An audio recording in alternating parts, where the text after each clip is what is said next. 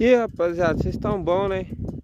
Mano, você tem uma Titan 160 ou uma 160 normal e a sua rabeta fica balançando, velho. A minha aqui não tá não, mas tava igual a carroça. E vocês não vão adivinhar por quê, mano. Eu não sabia, velho. Eu sou muito noob nesses bagulho mesmo. Eu tava limpando aqui a minha moto, né, aqui por baixo. E eu me deparei com isso aqui, mano. Deixa eu ver se foca ali pra vocês verem. Ó, um e outro lá, ó. Olha lá o outro.